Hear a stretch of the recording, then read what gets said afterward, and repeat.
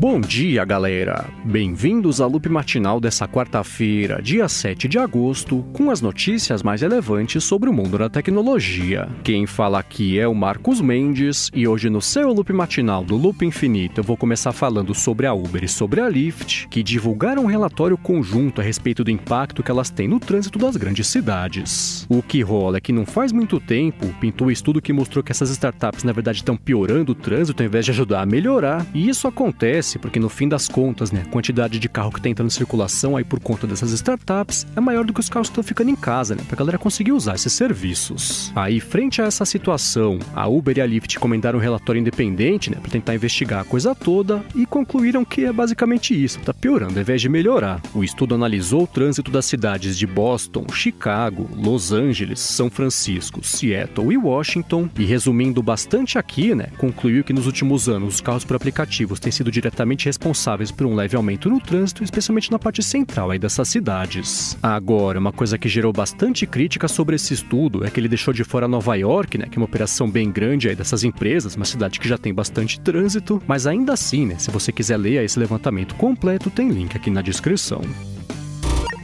E enquanto isso, no Brasil, a Anatel divulgou o relatório mensal dela a respeito da situação do mercado móvel aqui no país. Ela mostrou que, em comparação com junho do ano passado, em junho desse ano foram desativadas pouco mais de 6,5 milhões de linhas móveis, e isso, segundo ela, foi uma queda de quase 3% do total. Isso se refletiu ainda nos números individuais de cada operadora, com exceção da Nextel, também da Datora Mobile, que conseguiram ativar quase 1 milhão de linhas no último ano e não perder, como aconteceu com o resto do mercado. Agora, em relação a cada tipo de plano, a Anatel disse que as linhas pós-pagas aumentaram em 11 milhões, teve uma queda de pré-pagas de 18 milhões, e ela disse também que de um ano para cá, as linhas que conseguiram ter acesso a 4G aumentaram em 20%, o que na prática foi um aumento de 142 milhões de linhas que conseguem agora acessar o 4G. E ainda sobre a Anatel, pintou mais um capítulo em relação à briga dela com a Fox. Resumindo bastante aqui, o que rola é que a Fox estava vendendo acesso aos canais ao vivo dela, além de catálogo também, para quem assina o Fox Plus, e se incomodou as operadoras de TV a cabo. Aí a Claro foi reclamar na Anatel, porque tem uma lei brasileira que essencialmente fala que um produtor de conteúdo não pode também atuar como distribuidor desse conteúdo, tem que ter intermediário no caso, que aqui seriam as TVs a cabo, e a Anatel falou que é isso mesmo, mandou a Fox parar de vender acesso aos canais ao vivo. E isso, por sua vez, fez a Fox entrar na justiça, que deu ganho de causa para a Fox, falou que ela pode sim continuar vendendo acesso aos canais dela, e em meio a essa briga toda, todo mundo envolvido no caso parece concordar que o problema é essa lei que está meio desatualizada, que está embolando a situação. Aí, frente a essa situação, o governo indicou que pode fazer uma mudança nessa lei para começar a permitir distribuição do conteúdo por meio do próprio produtor, e essa reformulação, por sinal, está sendo desenvolvida já pela área técnica do Ministério da Economia. Bom, e por último, sobre o Brasil, ontem a Samsung finalmente começou a distribuir o Android Pie para quem tem um aparelho Galaxy J7 Duo. Ele já conta com um pacote de correções de julho do Android, e o download pesa, para quem quiser baixar, coisa de 1,2 GB.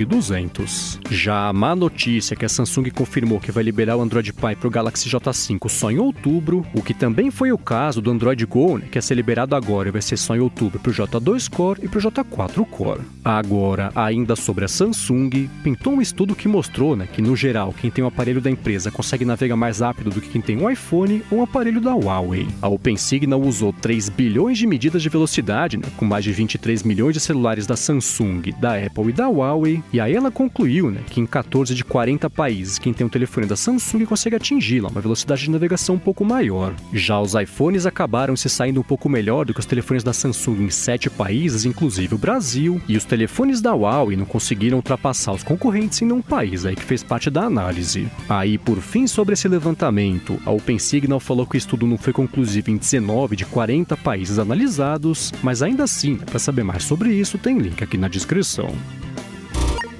Bom, e agora eu vou falar sobre o Google, que desligou de vez o aplicativo Trips, tanto para o iOS quanto para o Android. E isso faz parte de uma espécie de reformulação de plataformas de viagem que eles vêm fazendo nos últimos meses, e o Google explicou que com o fim do Trips, a empresa incorporou recursos direto lá no Google Maps e um pouco também no buscador nativo lá da empresa. O Google falou, por exemplo, que se a pessoa estiver logada na conta dela, enquanto navega lá no buscador, pode usar o próprio buscador para conseguir recuperar a informação de viagem, de voo, que estava guardada no Trips, e enquanto enquanto isso, lá no Google Maps, naquela aba Explorar, a pessoa consegue pegar coisas tipo guias de viagem, né? Coisa de restaurante e eventos também, lá para conseguir ver nas cidades. E ainda sobre a empresa, o Google Assistente está começando a ganhar em alguns países a habilidade de conseguir ler em voz alta a mensagem recebida por aplicativos de terceiros. Isso quer dizer que agora no Android, se a pessoa receber uma mensagem, sei lá, pelo Telegram, por exemplo, pode pedir para o assistente ler em voz alta o que ela recebeu, e ela pode também ditar a resposta lá para o assistente que ele manda como texto para quem mandou a mensagem. Essa habilidade de ler textos em voz alta era uma coisa que só tinha por enquanto, né, lá no Google Hangouts também para quando recebia por SMS, mas a má notícia é que pelo menos por enquanto isso não vale aqui para o Brasil. E ainda sobre o Google, a empresa baniu o canal do YouTube de uma menina de 14 anos conhecida como Sof. Nos últimos meses ela acabou ficando bem famosa por ter feito uns vídeos bem racistas, né, preconceituosos também contra muçulmanos, e a gota d'água foi um vídeo anti-gay de 12 minutos que ela publicou no canal dela no dia 31 de julho. Nesse vídeo ela comentava inclusive que futuros atiradores podiam citar ela sem problemas, né, quando fossem fazer novos ataques, e aí depois do banimento ela publicou uma foto de uma metralhadora no Twitter e falou, né, que estava a caminho lá do escritório do YouTube. Aí pouco tempo depois a menina de 14 anos acabou deletando esse tweet e falou, né, que essa foto na verdade era só uma brincadeirinha aí que ela tinha postado.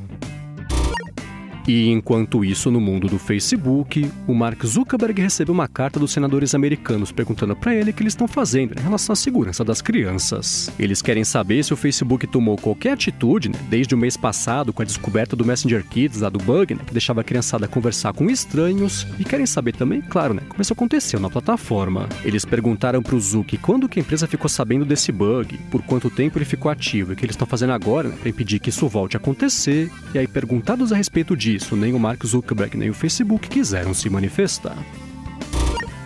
Bom, e agora eu vou falar sobre a Microsoft, que anunciou que está fazendo uma limpa no sistema dela para começar a deletar contas inativas lá por mais de 2 anos. Na verdade, ela vai reduzir de 5 anos só para 2 anos esse período de inatividade para se dar o direito de deletar uma conta, e ela comentou que essa mudança vai entrar em vigor agora no finalzinho do mês, dia 30 de agosto, não 31, dia 30 de agosto. Aí, explicando essa mudança, ela falou que não vai deletar essas contas, né, mesmo que depois de 2 anos, se tiver dinheiro associado a ela na loja, né, se tiver certificado também de curso feito pela Microsoft, e isso vai valer também no caso de conta que tem assinatura, tanto do Office 365 quanto do OneDrive, ou que faz parte de uma conta familiar. A Microsoft detalhou essas e outras exceções também, né, num post lá no site de ajuda da empresa, e caso você queira ler isso aí, né, para saber melhor se a sua conta pode ou não ser deletada por inatividade, tem link aqui na descrição.